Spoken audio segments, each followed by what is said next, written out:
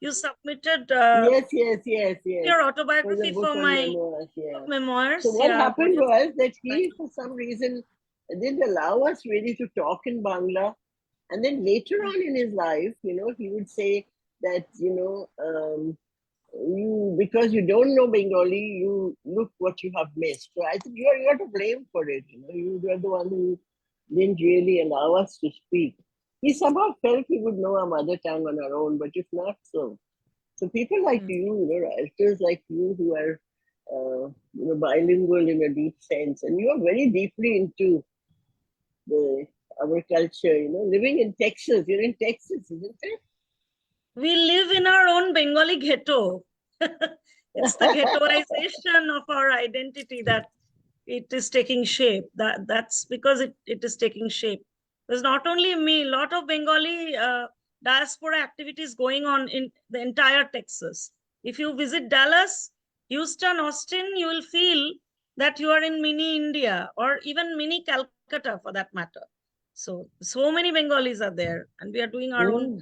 cultural things. We have not Bengali natok, like drama, and my husband is very deeply into it. So we all Thank you. we all try to contribute in our own small ways. It's So time. And her daughters are some brilliant poets It's and time. writers. Yeah.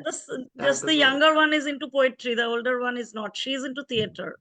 So younger one is Okay. into poetry writing and all those. But then I also think, I have to coax and cajole ma'am, her a lot, like very few and far in between. She used to write very frequently, but till her 10th, 12th year, after that, she somehow, like her She probably mind go slipped back away to. from, yeah, Is it time, Prasanna?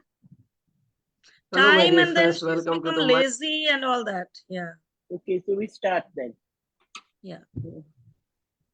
Hello, my dear friends. Welcome to the My Book segment of Fatal Brilliance. It explores the book, a poet, a writer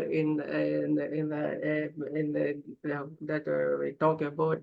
We explore. We try to go deep into the poets or writers' thought and try to understand how he or she come up with the idea of writing or penning down a poem. Today, we had the honor of having a very well-known poet and academician, award-winning writer. She herself has written 8 books, and she has translated a very acclaimed book on Asian first Nobel laureate. Is proud to us for India. Rabindranath Tagore and his lineage and connections, family connections, and all, how he evolved, how he blossomed as a poet, how things, and the interpersonal relationship in the family. Kabir Bautan, originally written by Mallika Sengupta in Bengali, and I must say one needs gumption or extensive research or unflinching passion to go through the book and come up with a translation in English from original to uh, the foreign language. Uh, it's not an ordinary task. It's not an ordinary when a verse is written, in original mother tongue, or what it is like, it is a researched book, basically in original language, and the writer herself has taken some colored out from the original books and all, and put wherever it is needed. But here our translator, who is Dr. Lopa Banerjee, not only retain the flavor of the original tongue, but also, retain the poetic fervor and the lines that have uh, kept rhyming intact. I was this format is something different today. I was so much excited to talk about the book, but I could not uh, s- say I could justify the book when I was there, multi-layered characters, nuances, how the unadulterated bond between the family members, and how the literature, poetry, and music transcends beyond the boundaries of mind and soul. How the whole Jarashankar Thakur body witnesses the transition of women, and the cultural transition, how the women in the mansion influence the male members, are in fact also how it is there is a class conflict between the time that the uneducated class of masses and rich people, uh, the kind of internal conflict that happens, and how the women emerge, and where there is the exemplifying, and being the what do you call muse, or what do you call that, inspiration for the male members themselves. And it's such a I for me it is something a new thing which I try to see through when I was reading the book, and how the male members and the female members intermingled together, how this is something, and how the way unveiling happens. I mean, like Parda system, when the Parda systems opens up, and the transition, the building witnesses, the mansion witnesses, Jorashankar Thakurbari is like the witnesses, and the characters, um, uh, Bhautans, and that is what Kadambari and Gnanananda and Rupa and Mrinalini, and much later the bookseller. Bookseller plays a very significant part in the entire book, and not only that, and how this young child Ravindra got influenced by this Kadambari. At the same time, he's also influenced by the elderly sister-in-law, elder sister-in-law. When she encounters one question about how, or what do you write about? He then say towards the end, he always thinks about his Northern Bhutan, and he was inspired. What do you see in her? Why do you always try to,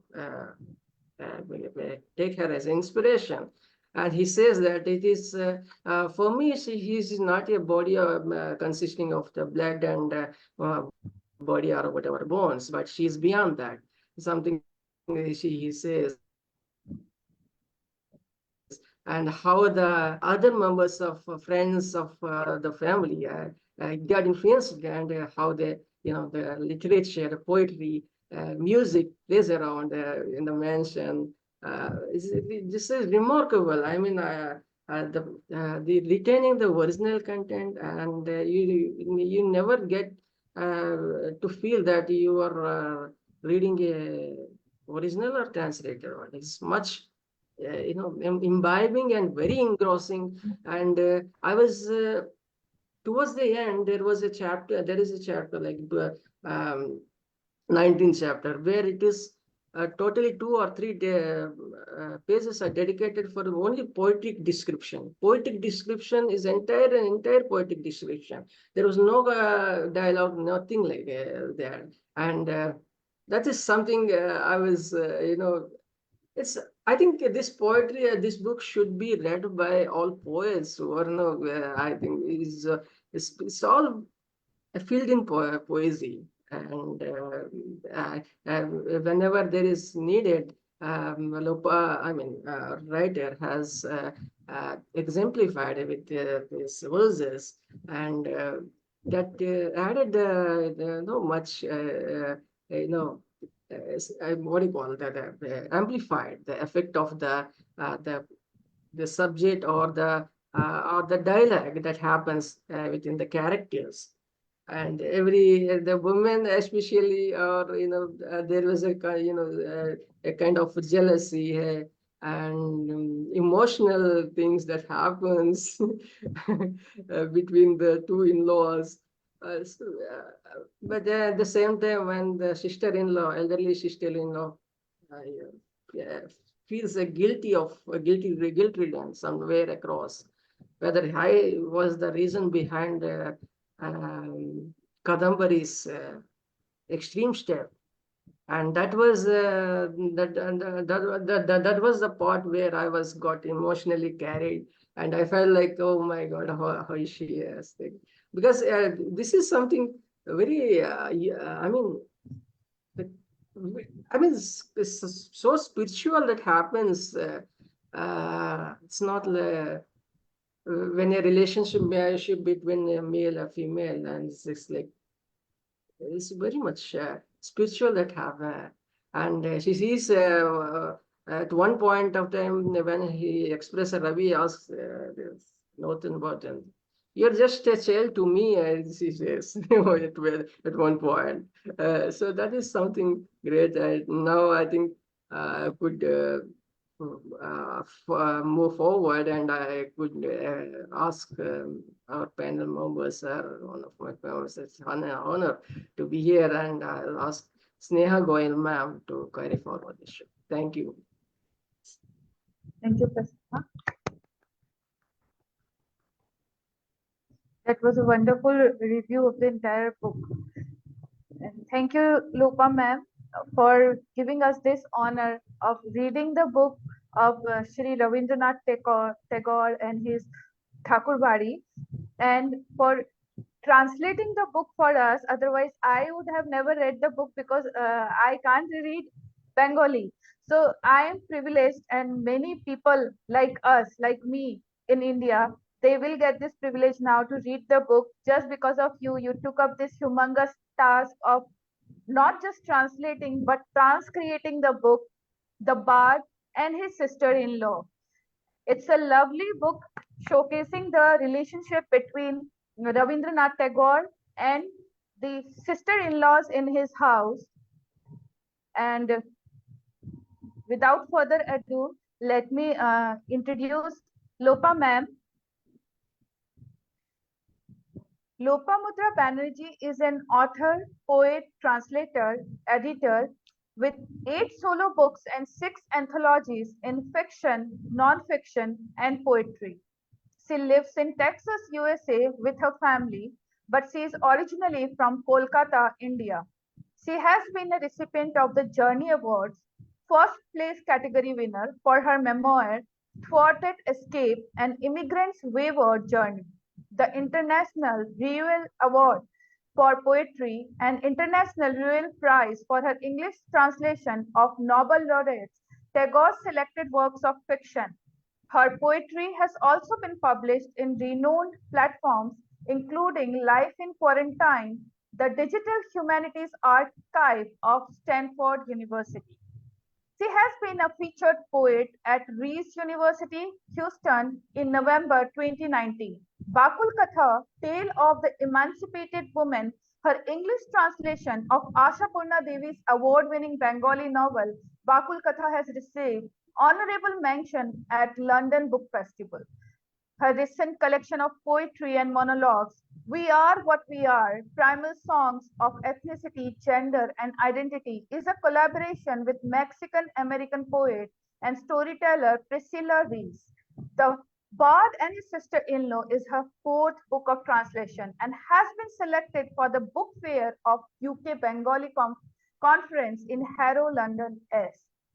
Lopamudra Banerjee is a critically acclaimed author, poet, translator, editor with 8 solo books and 6 anthologies in fiction, non-fiction, and poetry. Ma'am, welcome to the show, and we all are honored to have you. And now we'd like to know that how you came upon translating this book, and why did you choose this book? And what made you think that this book should reach all Indians? Am I audible? Is my voice audible to all? Yes. Yes. Okay. First of all, I extend my heartfelt thanks and gratitude to fertile brains, especially Rupali Di, who has first introduced me to this beautiful platform, Prasanna Kumar and Sneha and Sneha ji, Shalini ji, Dr. Gargi Saha, everybody present. I would like to extend my heartfelt gratitude, because nowadays, these kind of fat books nobody wants to read. Everybody wants quick gratification, and this book is far from that. You won't get quick gratification out of it, but it will slowly, slowly, slowly grow on you. Like old broth, like old wine tastes better, right? So about my journey of translation, I would like to start by quoting Cervantes, who had famously said long time back that translation is the other side of tapestry. So therein lies the significance of art and craft. When we think about translation, we only think about how the language is transcribed from the source language to the target language. But it's far beyond that, right?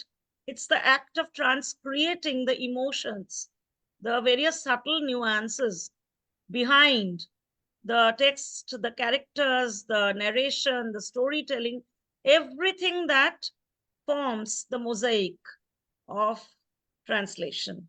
So thinking of my journey as not only a translator, but as a writer and a poet and a storyteller, this quote has summed up much of my artistic and literary quest, because translation is a quest for me. And this quest I don't think it will stop in this lifetime. And I need to explore more and more by the grace of God. So why I took this task, actually it came to me by serendipity, I would say.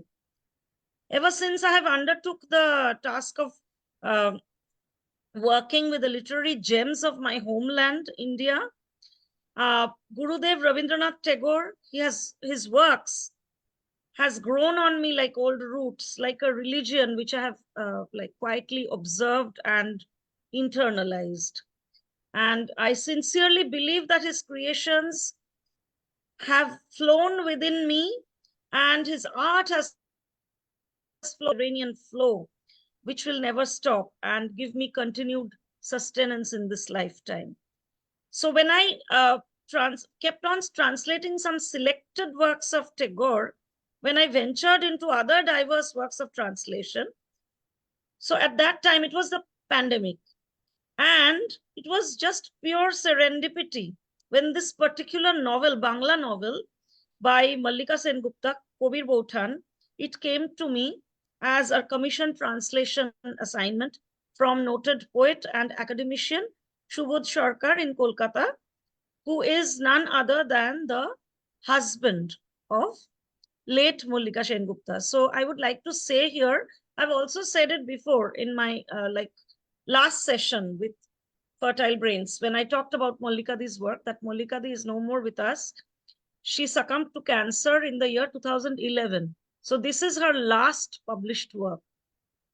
In her lifetime, this was her last work when she was suffering from cancer, the emperor's disease, and she wrote most of the manuscript while staying in the hospital for her treatment. So just imagine the kind of pain that she underwent.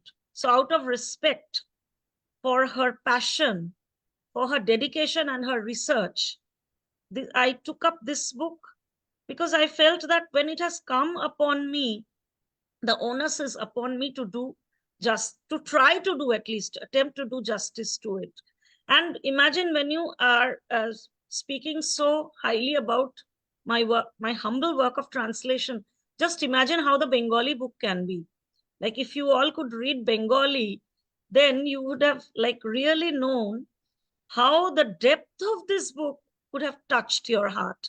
I don't know how much justice I've been able to do in my English translation, but when I read the Bengali book, oh my God, it was like pages and pages and pages of treasure unfolding with its various nuances in this biographical novel, which is based on the life of not only Rabindranath Tagore, but all the men and not only the women, because the title, some say it is misleading because the title is Kobir Bautan, which I translated into the bard and his sister-in-law.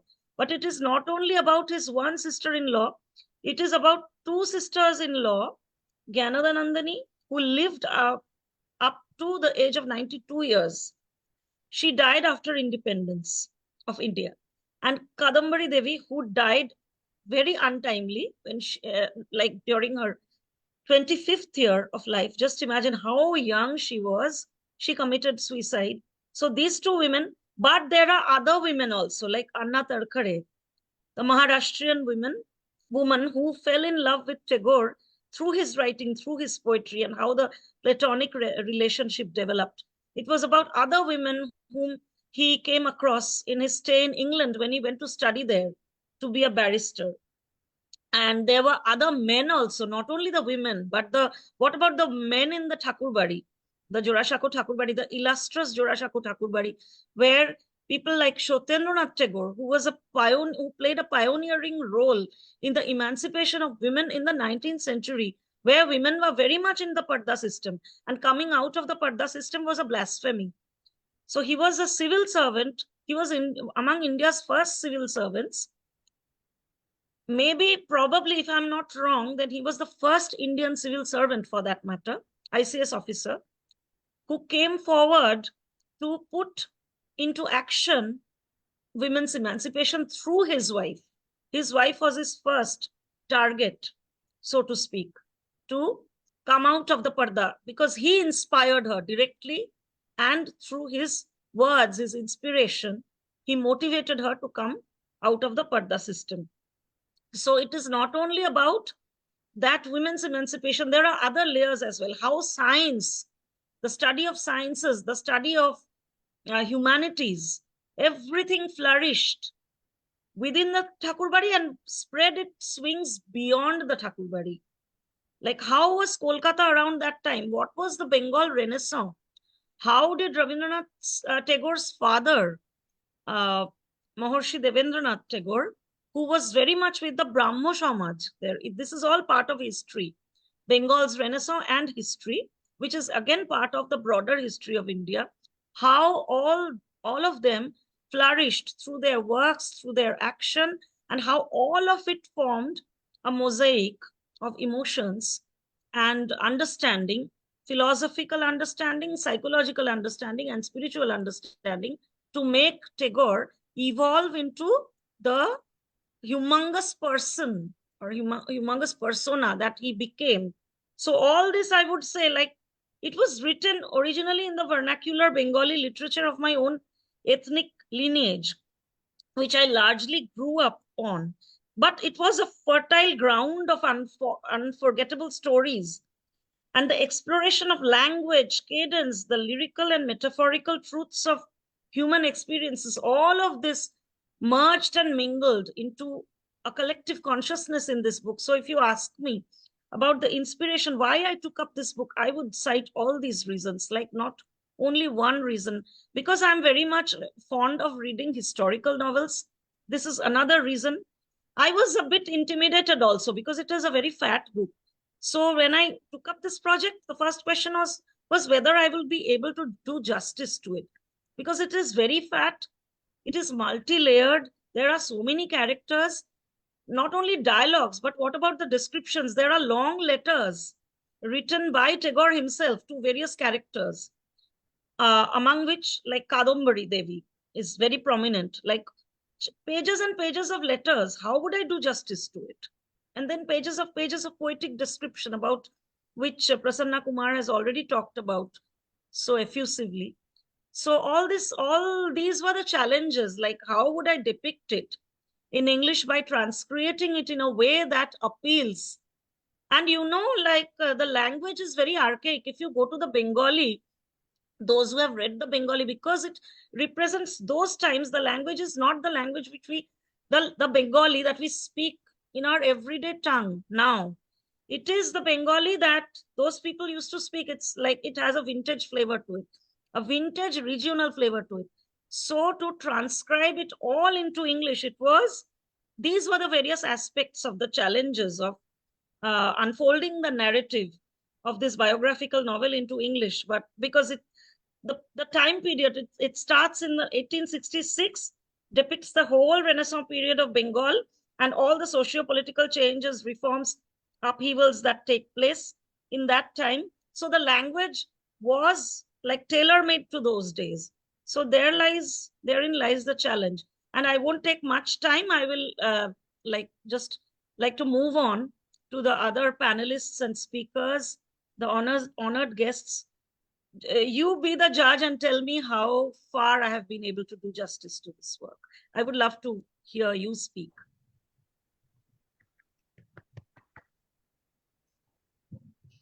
Now, I would like Dr. Rupali Sircar Gaur, ma'am, to talk about the book. Dr. Rupali Sircar Gaur is a former professor from Delhi University. She is a poet, author, travel writer, editor, and social justice activist. She is the founder president of Yuvati, which works for girls and boys.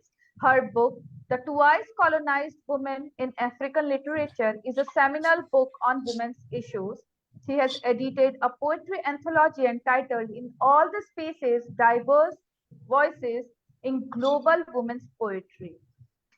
Rupali ma'am, well, I saw like when I read the first page of the book, it hooked me there when the two dainty legs came out of the carriage and they were wearing socks and shoes.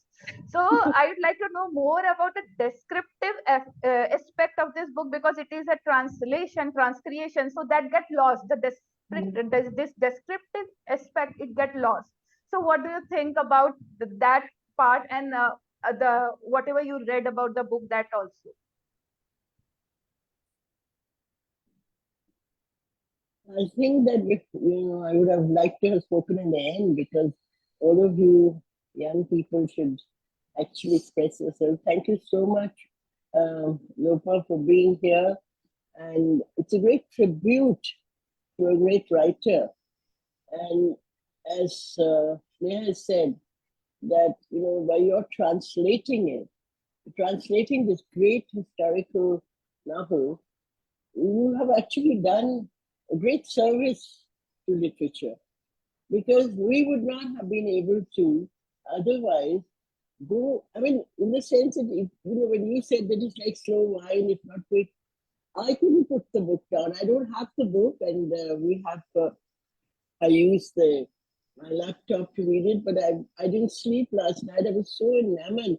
You just can't put this book down. And your translation, firstly, because, okay, Mallika has written the book, it's written in Bengali, and I hope to hear you read a few lines in Bangla from the text later on, if you have it with you. And but this book is yours.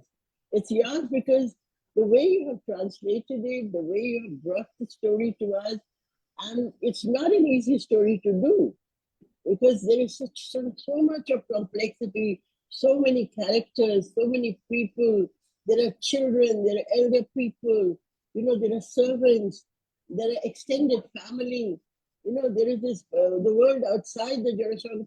Rupalidi, it took me 2.5 years to write it, and I stopped between because so many emotional upheavals were there within me. So I had to stop in between, and the whole journey took me 2.5 years, starting from the pandemic to the date it was completed and submitted. I wanted to know how long it took because this is not an easy novel to translate. The credit goes completely to you, Lopa, and through fertile brains. And I'm going to thank Prasanna for this because through this particular segment, my book, your book is going to go places. Your book is going to go places because we're going to talk about it. We're going to send this recording to people. We're going to, know about a book that if we had missed out on it.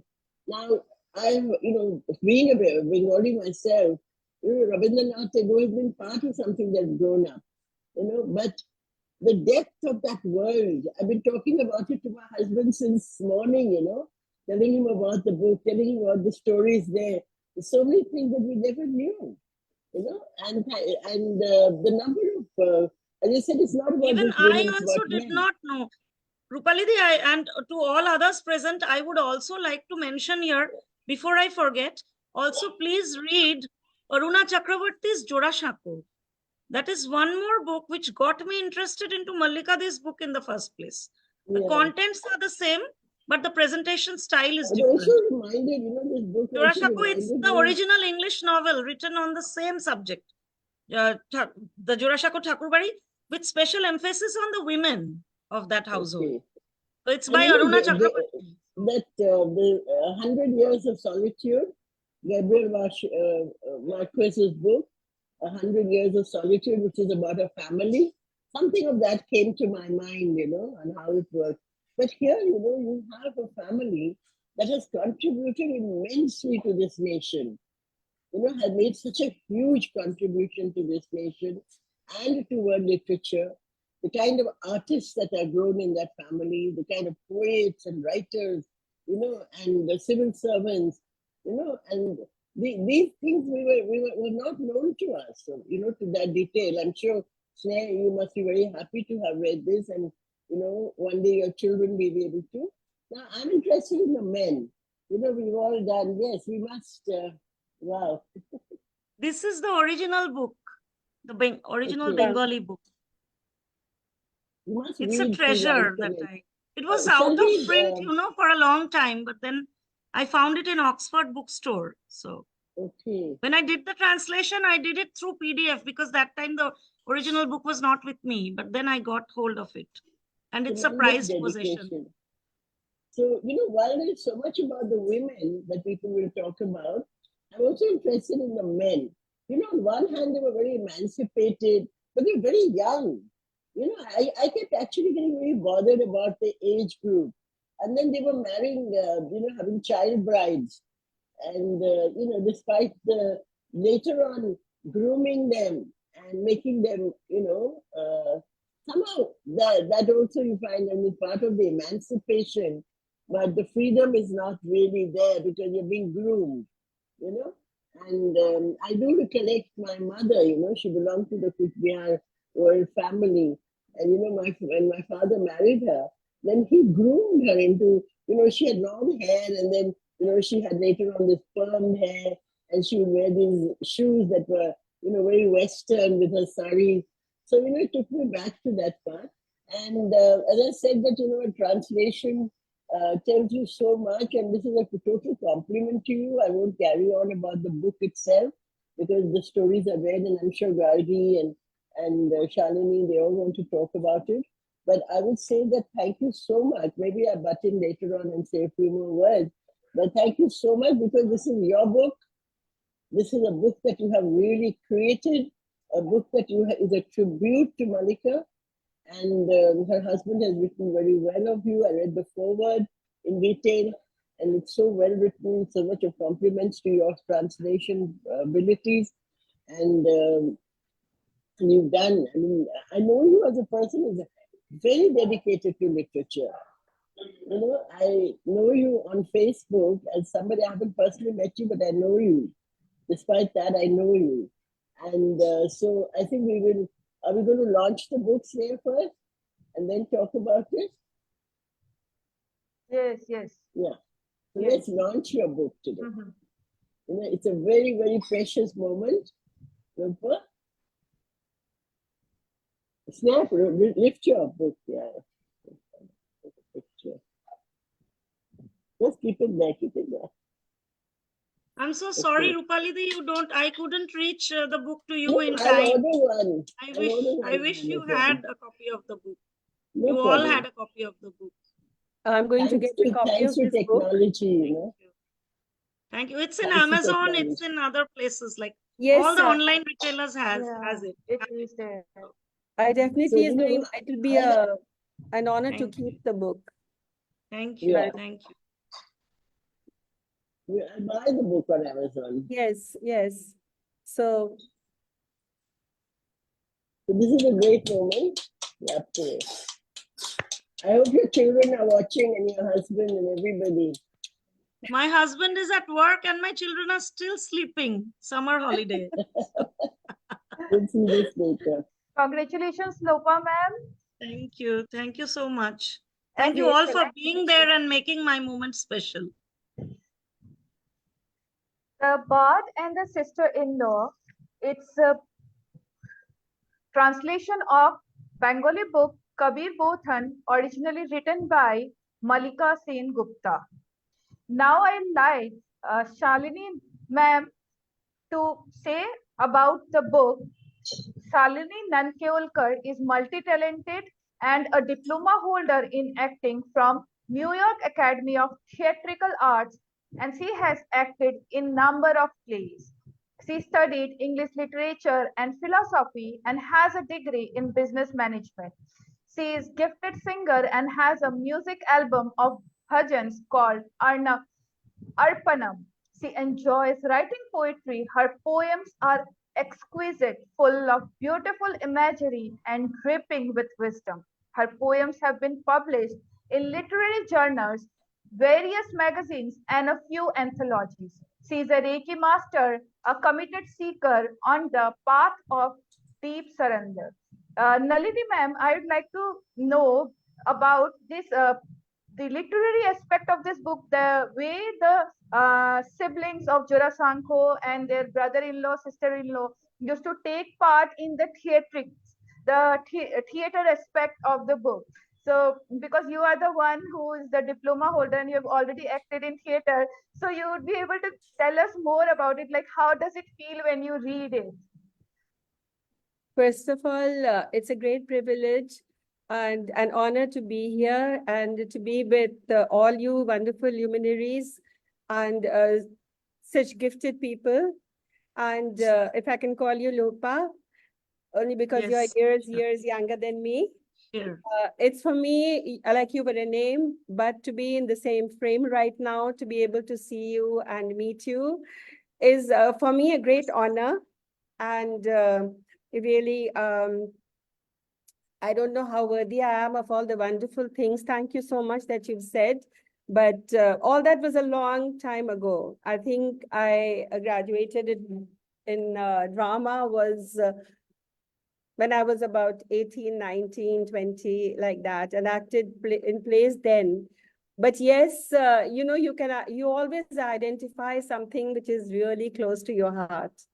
So definitely, you know, the parts that I read about the theater and you know, the excitement that I felt and how when I came back from New York and I acted in plays which were some in Hindi, and you know how it is.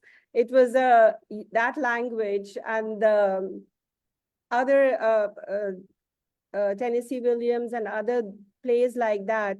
So it was, you know, you identified with the excitement that it created when they started acting in plays, and there was a theater group sort of, you know, created over there. So definitely that is one of the most beautiful aspects. I think that every art form you've touched in your book, whether it's music, whether, I think that world, in any case, the world of the Tagore family was in any case one which you can identify, you know, like the moment that you think about the name itself, you know, is the illustrious people. And, you know, I had I live in Calcutta now for the last 25 years. And Oh, wow. it's taken me, it took me, well, almost like 20 years to be able to go to Jarashanko, and the little peek that I had from there and from all the Tagore stories which were shot there, you know. So watching all those stories. But recently, about a year ago, I had gone to Shantiniketan, and what really struck me is, you know, looking at the pictures of all those beautiful, wonderful women, you know, who were part of that illustrious family. And they were just a face when I was looking at them. But when been a rare privilege to be able to, you know, like get hold of your book, not the book yet as in PDF form, that, you know, you instilled life of flesh and blood into those characters whom, you know, they were just faces which, you know, I trailed through and watched. So you've infused them with life, and you've infused them, you know, with a whole character with their gamut of emotions. And first of all, I think I'm so indebted that you've actually translated the book, because it would have been like we would not have been able to read it or had a glimpse of it had it not, you know, been for your translation. Because then again, one does understand Bengali after living here for so long, and I love the language. But reading is another story, and understanding the nuances and all the Bangla words, and as you yourself explained, that hallmark of those phraseology and the words that like marked the time when at that time. But so it's your book is an absolute gift, I think, to all, first of all, literature, and I think to all the Tagore lovers. It's a very, very precious gift indeed. So that, it opens up a world again, which we are able to grasp and glimpse. And actually, it's your right translation is so beautiful.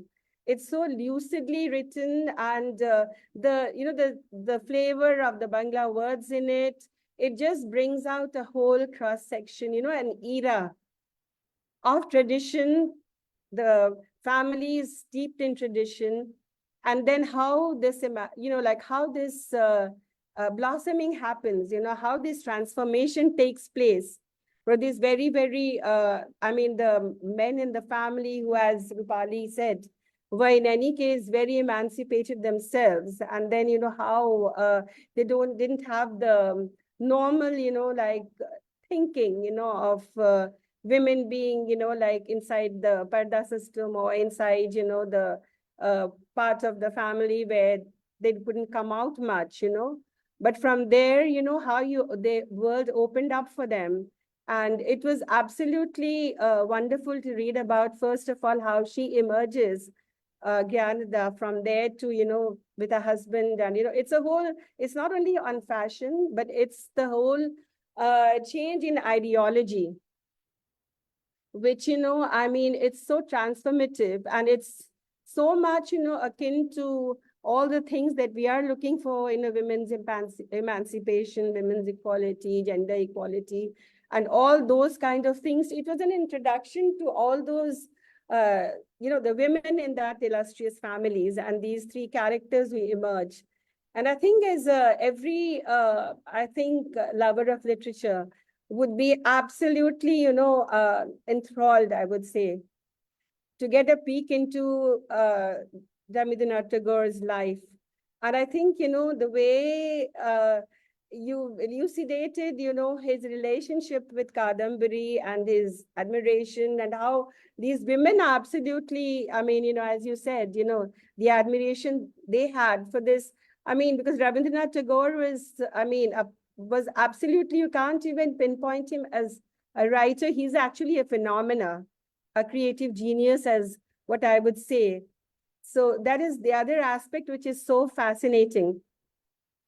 And then you bring about the era of how the entire, the socio-religious, ideologies, the dichotomies that took place between the Brahma Samaj and the Hindu rituals steeped, biases, which really, are very difficult to eradicate. So on the whole, it was a book which was absolutely fascinating. I must confess that I am yet to complete the book, because I was traveling and I came upon the PDF a bit late. But since I've come back a few days ago, your book has been my sole preoccupation. And I'm absolutely fascinated, to say the least, because I know how difficult, I come from a family of writers. My mother writes in Hindi, so I've been trying to translate her Hindi poems into English. And I know what a colossal task it is. Language, to transcend that language and carry the same nuances.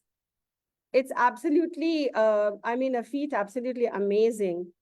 But I have not read the Bengali book, and I guess I'll never be able to read it and get the nuances. But you've opened up so many facets, Lupa. And you get you're absolutely, it's like getting into a slice of that, being transported back into that lifetime and, be totally steeped in it. it's just absolutely wonderful, wonderful job that you've done. And I think we're all just so indebted at this. And I think, this has opened up a sort of a portal to read your other translations too. Thank you. Thank you. Very, I very would good. also like to mention here, Shalini ma'am, that being a thespian yourself, into theater yourself, you would love to read the chapter which contains the story of Nati Binodini. She was the first woman thespian of the Indian subcontinent and of Bengal for that matter. So how she evolved, what was her, like the pathos in her mind, in her consciousness, in her heart and soul, which she carried for the rest of her life, like how she was influenced by her guru, her mentor, Girish Ghosh, how he groomed her, but then how the setback happened when the patriarchal, like deeply ingrained patriarchal culture of those times, they took away the right from her to establish a theater hall in her name because she was a daughter of a prostitute and she was a prostitute after all. So the hypocrisy, the double standards involved in it all, in the entire process, how Binodini was victimized by it, and how Rabindranath Tagore's elder brother, like Kadambari's husband, Jyotirindranath Tagore, who was the first playwright of the Thakurbari. So there are various instances of the plays written by him. There are like copious amounts of mention of those plays and the backstories of all of these plays, how they were written, how that influenced Tagore's mind. But what was the role in Noti Binodini after all? So you have to learn about all of that and how it forms a mosaic of emotions that also involves Kadambari, because Kadambari's suicide, Nati Binodini also has a role to play there. Mm-hmm. So And it's not no, only I about think, theater, it's about music, theater. Nati Vinodini being a human. prostitute, you see, those days Yeah. actors, that's why, we never wanted our daughters to be actors, Yes. because there was this Yes. association. So there was And this tradition. I believe, yes. I mean, so much has been written about her. And there is such a lot of pathos, as you said, because even I think when Girish Ghosh died, she and the others were not allowed to attend his funeral. They were not allowed to attend it. So these women were exploited. They were so talented. They were such great artists. But at the end of the day, they were seen as prostitutes. They were not seen as artists. So these things come out. As you said now, as Shalini said that, and even Prasanna, that there are layers and layers and layers of meanings and happenings that are there. And the most beautiful part, and I think Prasanna probably has been most influenced with that, is the spiritual quality of the muse. The bard and his sister-in-law. The sister-in-law remains beyond the body, beyond the physical relationship, beyond everything, to be this muse that inspired him, that made him write the beautiful songs that are very highly spiritual. Tagore's songs are all Sufi. It really all touches, other areas and so on and so forth. So thank you, Shalini. I think Sneha will tell us more. So now I'd like to, so we all would like to hear from Dr. Gargi Saha. She is a creative writer born and raised in Pune. She has an affinity for penning poems since her childhood, and she has pursued her academics in literature and linguistics at prestigious universities. Her poems have been featured in various national and international journals like Poet Crate, Contemporary Vice, and her first poetry book, The Muse in My Salad Days, was published in her maiden days and was widely reviewed and acclaimed. Letters to Him, her second poetry book, is about metaphysical and rhetorical questions to God, and she has been honored with the Excellence in World Poetry Award in 2010, the Rabindranath Tagore Memorial Award, and India Independence Day Award for Poetry in 2022. Gargi ma'am, we'd like to listen to your reviews about the book, and especially mentioning the within the Jarasankho Thakurbari, the women, how they used to gather and they used to talk about the daily happenings, even politics and the cold wars between the sister-in-laws. So we'd like to hear about that. Definitely. Am I audible to all? Yes. Am I audible? Yes. First of all, I would like to thank Fertile Brains for giving me this opportunity to interact with all the for translating such a wonderful book, the Bard and the Sister-in-Law. Thank you so much, because as Shalini ma'am said, translating is really very difficult. You know, retaining the original meaning along with its nuances, it's really a very difficult job. First of all, I would like to say the book is a mosaic of history and hysteria, elan and illusions, pathos and power, and fitting description, indeed, of Kabir Bhutan and its English translation. Looking at the title, it seems that it is the relationship of young Rabindranath with his beautiful sister-in-law Kadambari, but it is not so. It is the story of women of Jorasagar Thakurbari. And as Sneha ma'am asked about the different women, they used to have, cold wars within themselves. Like, Gyananda, when her brother-in-law Jyotindranath got married, she became very jealous of him because, she also had some admiration for him somehow. And when he got married to Kadambari, she used to have that sense of something is being amiss from her. And she used to always tease her. And because she could not bear, she was barren, she used to hurt her. And other sister-in-laws used to come and comfort her. That was in fact, she even started crying sometimes, Kadambari. She was so hurt by those things. And finally, she committed suicide. She was so hurt because her husband, Jyotindranath, she felt she was attracted towards the beautiful woman, Binodini. And that was revealed through a letter which she found in his pocket. When she found that she was carrying his son, she felt very hurt that, okay, the term which she used to me, barren, it is really true because my husband is being a father of someone else. She could not take it. She committed suicide. So that was a very sad event of the story book. It's a historical novel, non-fiction, by award-winning feminist author Mallika Sengupta from Kolkata. Kabir Bhutan focuses on the multifaceted history of the illustrious Jorasagar Thakurbari, Kolkata, the birthplace of Nobel laureate Rabindranath Tagore. The narrative chronicles the interpersonal relationships between men and women inside the mansion and their personal journeys, which became historically significant in terms of gender and culture studies of the pre-independence era in India, and also in terms of the development of Tagore's poetic persona. Through this deeply narrative encompassing the lives of Ravi, his family members, especially his two enigmatic sister-in-laws, Jnananandini and Kadambari Devi, Sengupta reflects on the daily rigmarole of the lives of the characters amid the backdrop of the Renaissance in Bengal. This book also documents the dramatic and inspiring transformation of women like Jnananandini, Kadambari, Swarna Kumari Devi, while also tracing their emotional journeys, celebrating their free spirits and their self-expression during the strife and ridden colonial regime in India. This book also goes beyond providing detailed descriptions of the lives of the women of the Thakurbari. It covers evolution in their dress and fashion senses, changes in food habits, their travels to Gujarat, Mumbai, and abroad, and their sex lives. While at first the women did not step out of the Andar Mahal, the Padda system, many emerged to dance at parties, drink alcohol, much to the chagrin of traditional Bengal society, and even traveled beyond Indian shores. Most of the book's 19 chapters are titled after women or female adjectives like Bioini or Birohini. These are stories of different women, which are taken together to provide a history of Tagore women across 3 or 4 generations.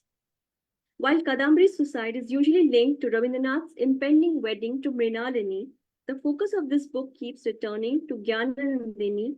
The reader learns that though she was married to Satyendranath, she was also close to his younger brother, Jyotindranath. When the latter married Kadambari, the sister-in-law came in conflict with the younger woman, being constantly belittled for a failure to produce offspring.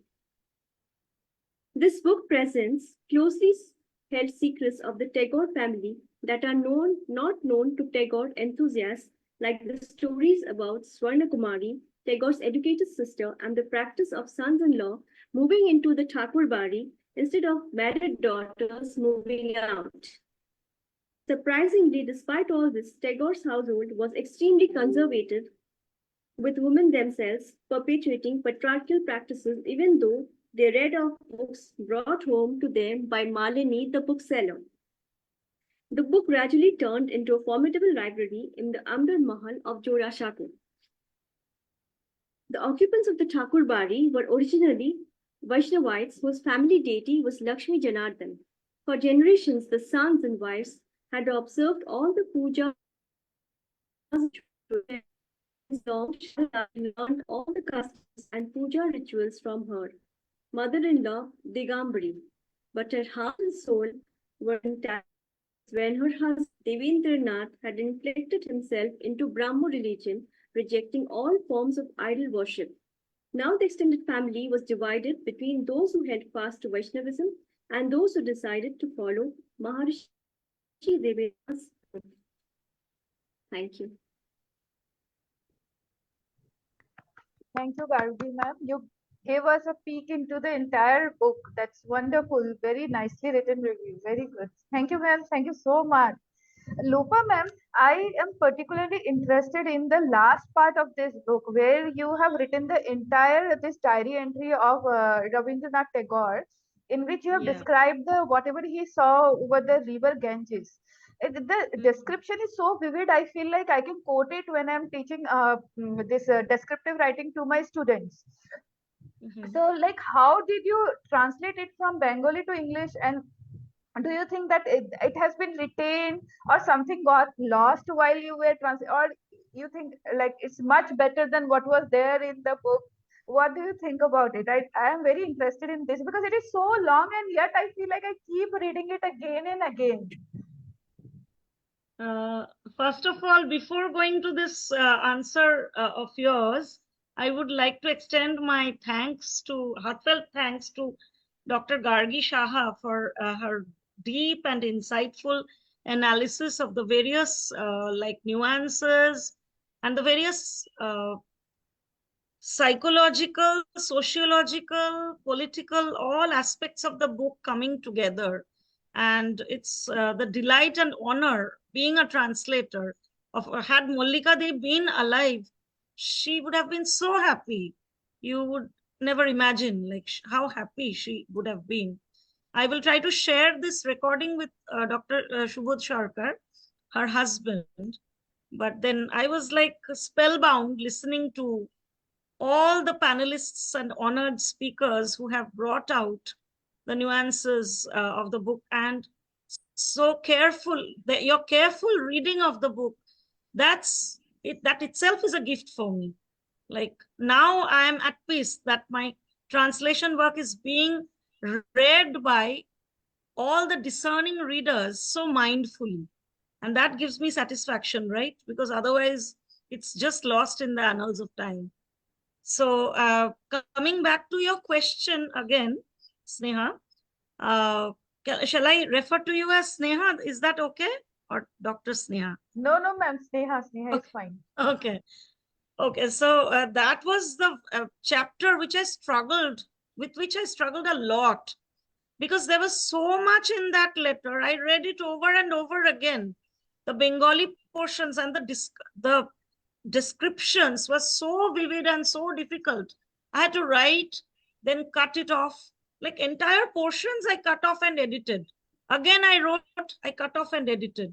I was not satisfied. I'm still not satisfied about the outcome. I think I edited as many as 7-8 times, the whole of it, like chunks of it. I cut out entirely. It was not to my liking at all. Then again, I rewrote, because to retain the flavor, the essence of Tagore's language, the beauty, the visual beauty of his description of the river, the boat, the rowing, the entire visual scenery there on the other side of the bank, the lives of the children, the lives of the elderly, the lives of the adults depicted there. And it is so vintage, you know, the language, the presentation of that letter is so vintage. Another letter which I want to mention is the one which was written from England. Maybe it was chapter 14 or 15, I don't recollect. Maybe it was chapter 14. But there is another very long letter written about the family with whom Tagore resided for a brief, like 1 or 2 The months. Kadambari hero. And then the conversation between the husband and the wife, the conflict between them, then the traditional English society of those times, the genteel English culture, which he wanted to reflect on. That was all the more difficult. How to transcribe it from the original Bengali, retaining its flavor, retaining its emotions into English.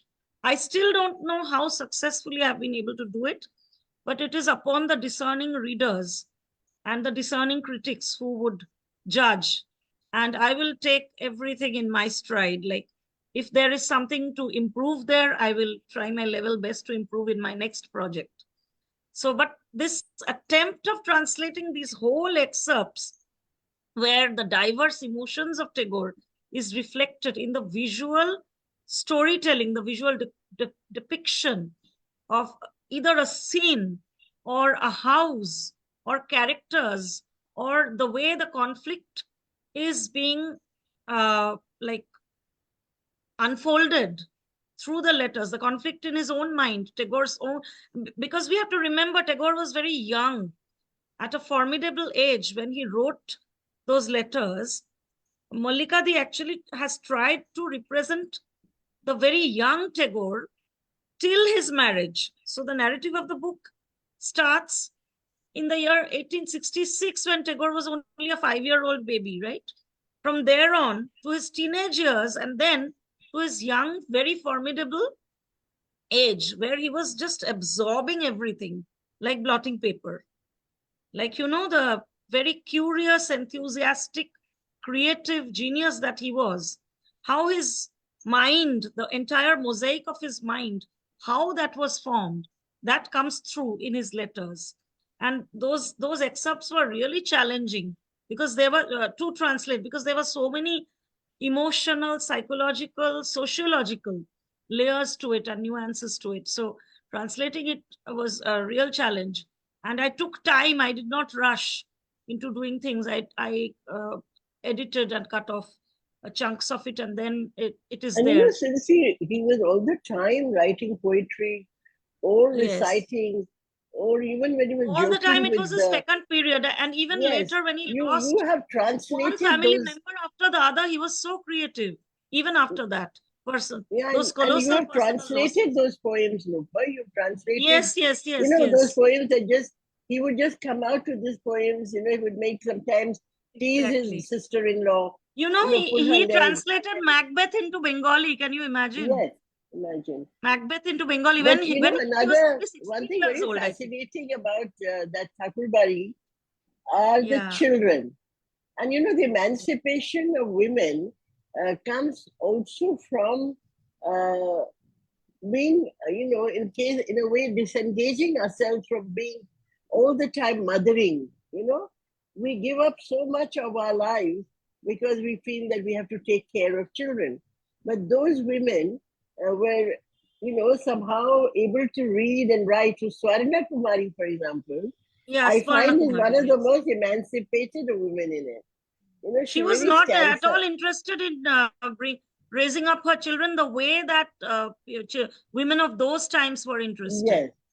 And She was more into writing writing. journals, and the amount of journals and poetry and critical novels and, you know, papers and pamphlets and all that were being produced. I mean, you can see Bengal as the most, and you know, today, you know, the height of your heaven measures the depth of your hell. Rich in literature. Today you see another Bengal, and then you Yes. see a Bengal that was so resplendent, you know, so different. You know, the Bengal that we are so proud of, you know. Now, my one question I would ask from Prasanna, because Prasanna, you have read this book, you completed it like 20 days back. I completed it today, and I felt like after completing the book that the book is aptly titled "The Bard and His Sister-in-Law," because at the end, what came to my mind is that the book is about Ravi and Kadambari, and nothing else mattered to it when I closed the book, and I was thinking about it the whole day. So, what do you think, Prasanna? Like after 20 days, what do you think is the book about Ravi and Kadambari, or do you think that other people they also play equal parts and they are still playing out in your mind? Equal part, undoubtedly. Jyotendra and Satyendra, Jyotendra and especially the Vinodni and Jyotendra episode, that leaves you. It's a kind of thinking about, and a recalling effect. I would say when this has having, a suicidal effect of the Northern Bottom and Kadambari.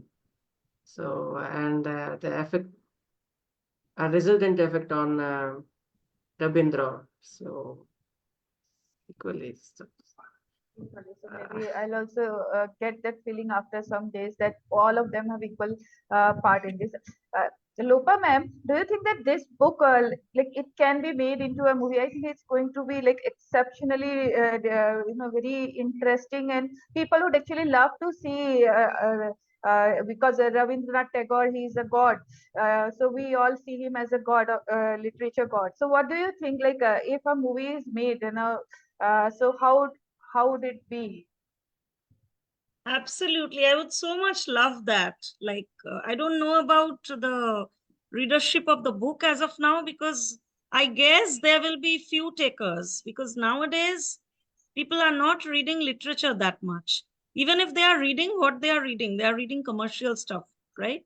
I'm not mentioning any names, but the ones who are like on the hit list or like the hit books, so to say, are mostly commercial stuff, and this book is far removed from that. It is more literary.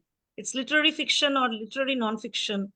But a movie representation, yes, definitely. It, if it is like, it would be the dream that one can dream of in his or her entire lifetime. I would ask Shalini ma'am, if you read it, then would a theatrical presentation be on the cards? I Like think it if would be anything, absolutely wonderful if you can, because I think even just reading your book itself conjures up images, and you can see sequences of how, like, as I was reading, I was just feeling that how it would unfold as a more as a film, I think, because yes. there's so much the ambience, the entire the how they lived, the inside stories. I think all of that would be easier to, depict it into a film, as it is. But I think it would be a really film of a classic film. Or even theater, like if Even, yes, some even dramatic theater. adaptation can be Theatre, made but out of. Not, I think I'm not it's very, myself it's, into necessarily into a, theater in my own small way. So I'm myself into, like, I'm very interested in acting and in script writing and all those things. So if somebody comes up to collaborate no, with me, I would it's be the Lopa, happiest it's person very on earth. cinematic. And nowadays, very, Yeah. you have these serials. I think on Netflix, I saw Hira Mandi, for example. It's yes, a Yes, yes, serial, yes, and it's all yes. within a yes. building. It's within a house, so one So can many actually do characters and this. so Yeah. many backstories, you get lost in them. So, Yeah, Let's because try I and do think it. that ambience comes in, visually. You know what I mean? yes. And then the characters emerge in the backdrop of all of that.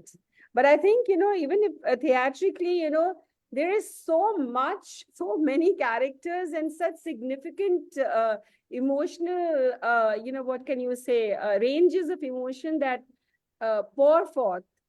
All that, it would be the making of a wonderful portions of it would be absolutely also fantastic if you can script it. Yeah, I'm particularly intrigued by the chapter which unfolds the story of Noti Binodini, how Yes. she evolved, what were the men doing in her life, like they exploited her in various ways. And then she knowingly or unknowingly betrayed the trust of uh, Kadambari Devi. So the seed of depression and the seed of suicide was already there, ingrained in Yes. Kadambari's Because mind it, that was the suicide which she ultimately was successful in committing. That was not her first attempt. She attempted suicide even before that. If you Yeah. read the book, in some of the chapters, the gradual progression of her catharsis is there. Yes. But then what was the nail in the coffin? That was the letter. So, but Binodini had a small part to play in it, but she unknowingly did it. It was not her like willful doing. She unknowingly did it. And she was also someone who had her own share of pain, her own share of. So I feel pity for her as well. Yes. It's not about these women as such. It's about the whole patriarchal system, which was like, on one hand, they were allowed to flourish and they had the spark and the fire within themselves to emerge as victors in their own journeys. But at the same time, it is this vicious circle where women are vilifying other women. Women are becoming jealous of other women. And also how the men and the women, the interpersonal relationships, how they formed the entire cosmos of the cultural, socio and psychological development.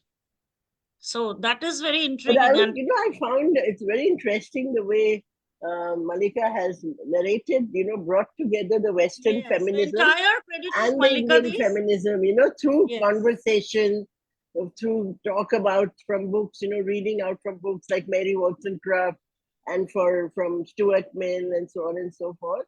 And there's this conversation between English women and Indian women, and somehow bringing out what Western feminism is like, and also the kind of revelation that comes out that the things that we thought were beautiful in the West are not really that beautiful.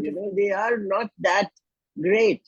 And then we realize, that sense of nationalism becomes a little stronger.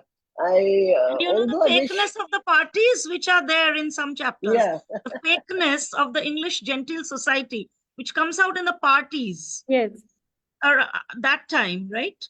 And keeping in mind that it was the 19th century, how we have evolved.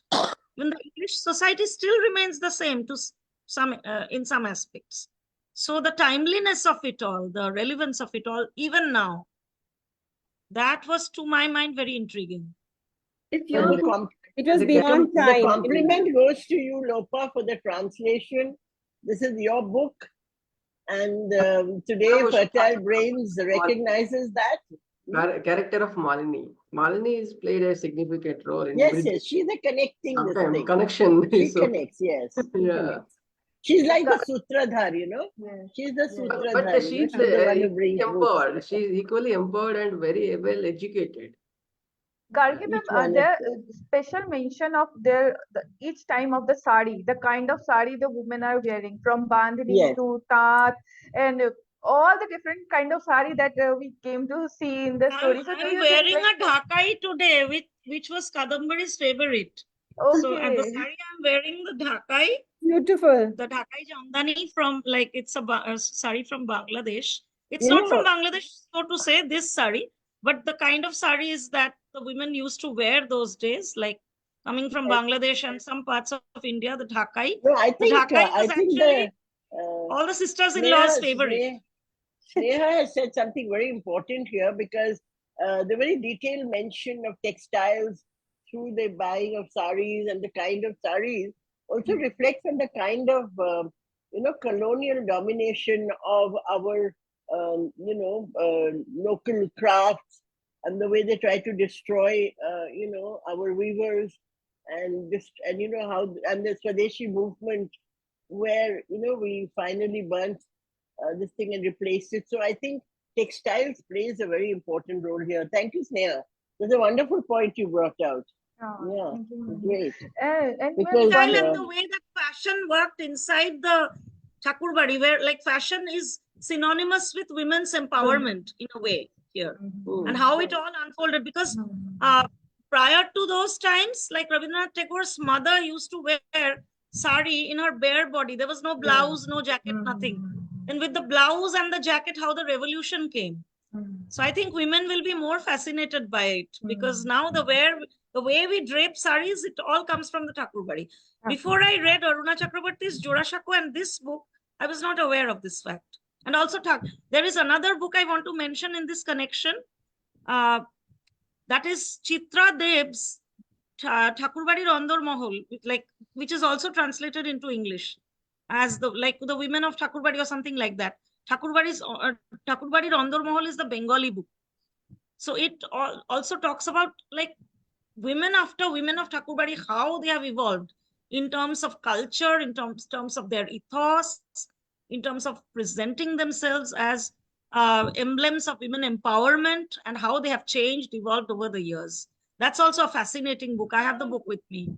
So, And Maharshi Devendra Tagore, he sounds very emancipated. Like when I read the book, I can see, because when his wife gives away the jewelry of the major bow to her daughter, then he at once he orders another one and send it to her, and then also he keeps the note of has this he takes over the economical aspect of the house. Like he was able to retain that because of his father, he has lost that reputation, but it was Devendra Maharshi Devendra who again stood, and he played a very important role so that the Tagore family, the Tagore clan, they maintain that reputation in Bengal. So and we can see that he was maintaining the accounts also. He wanted to teach that to Rabindranath Tagore. Later on, it was passed on to him. Yes.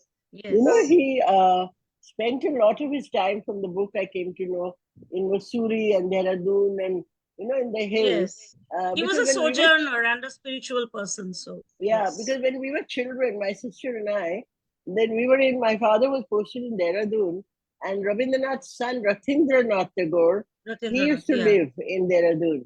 And my father specifically went and introduced himself. And then after that, we became part of his Andar Mahal. So when we were kids, we used to go and visit him, and there used to be these baitaks, in the evening. And so I cannot believe that I was actually knew Rabindranath's son. Yeah. He was the only person, among his all children who lived long.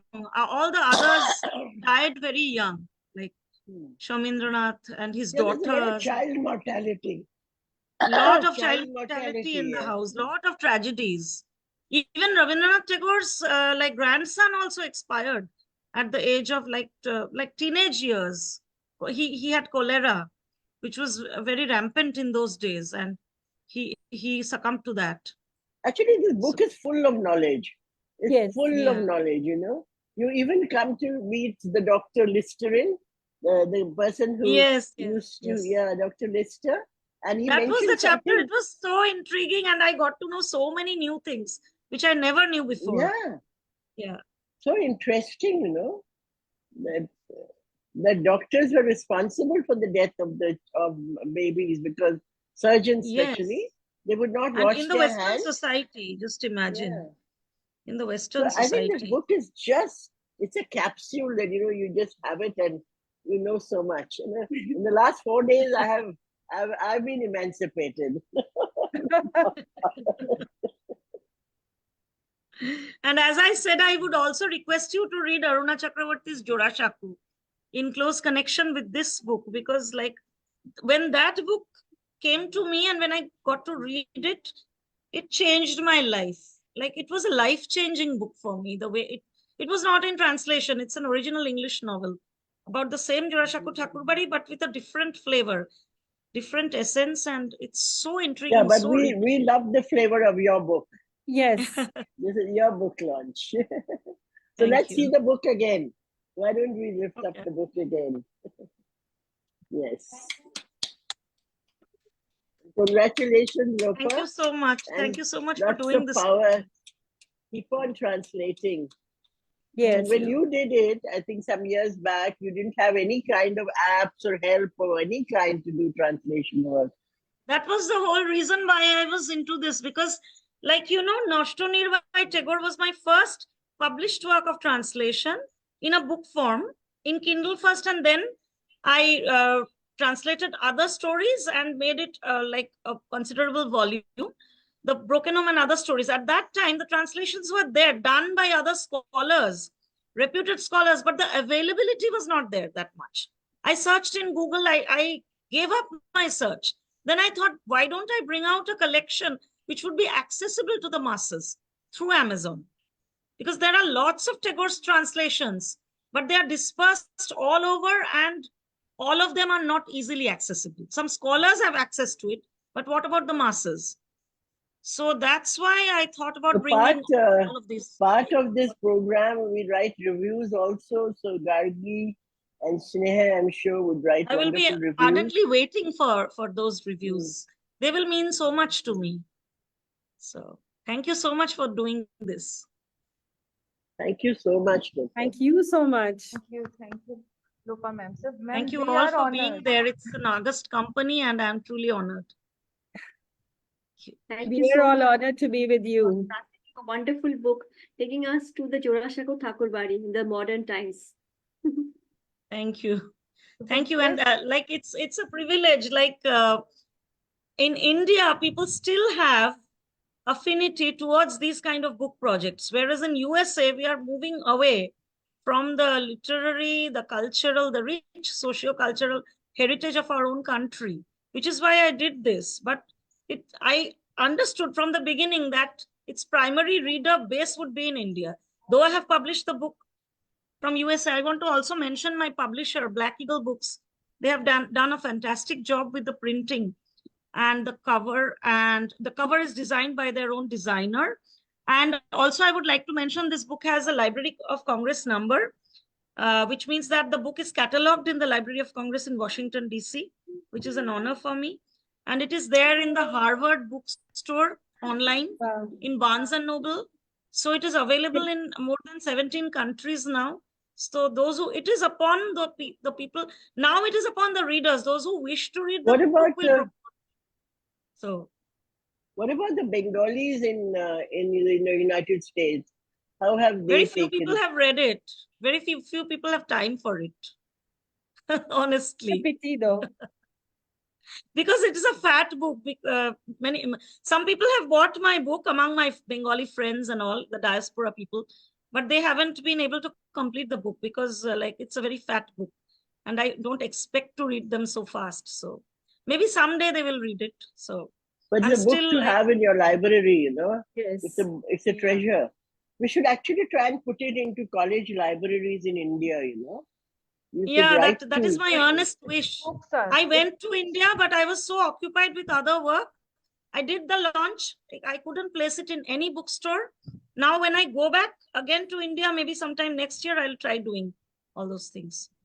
Because my Asha That's Purna good. Devi's Kolkata translation is there in some libraries in Kolkata. I'll try doing the same with this book. So, and I will request all of you to, like, since you loved the book, just if you can help But spreading that the goes word. without saying. about the- That goes without Yeah. saying. Definitely. So we're definitely going to give the review on Amazon and wherever I can. That will help me a lot. That will Yes.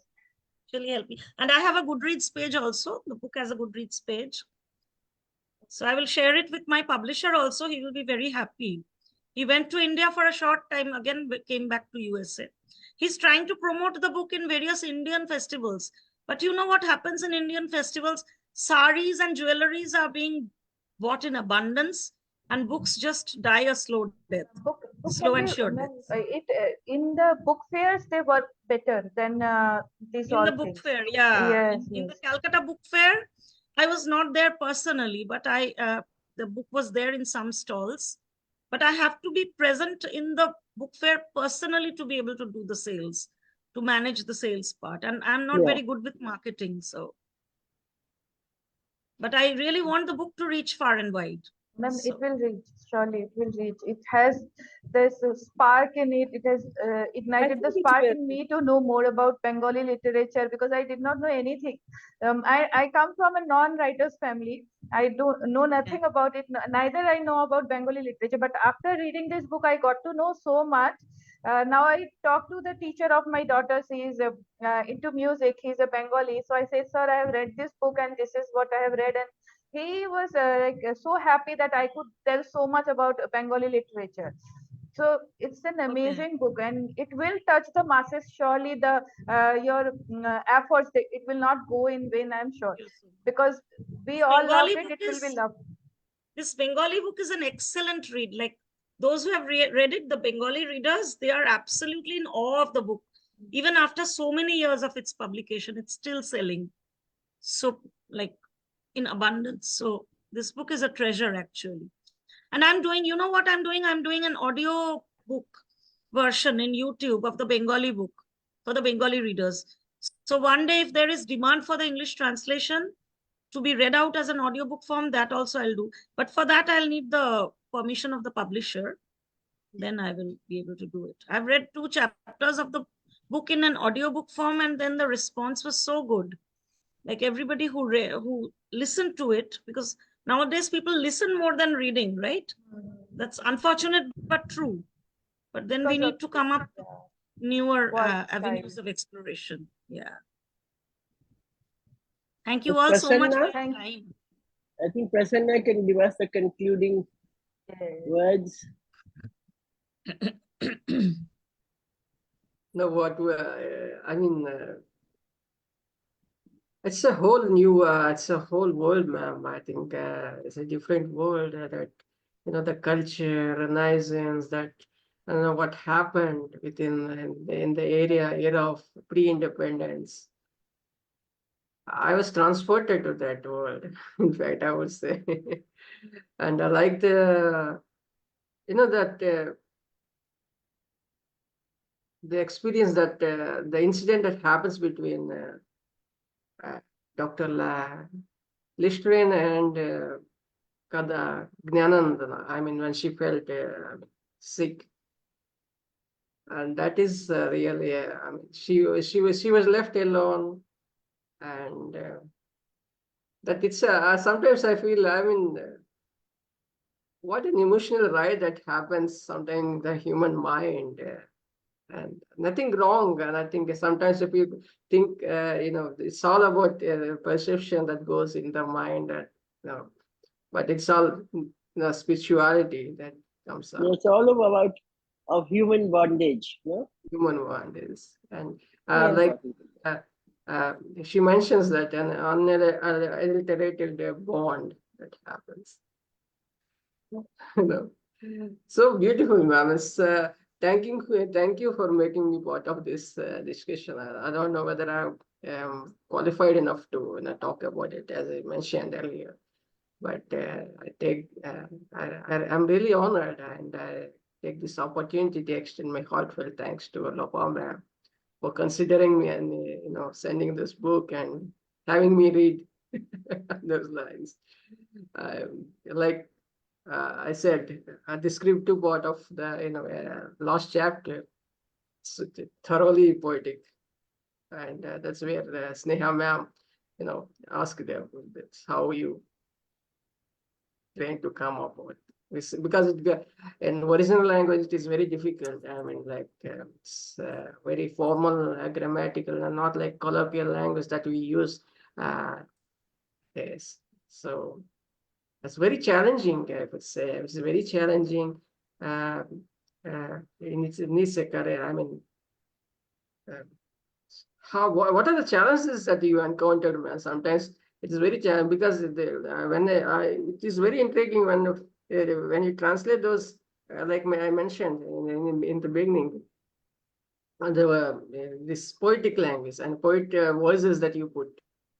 Yeah, the transition, especially the transition from the dramatic, the conversational, to again the descriptive, the poetic, that was the main challenge.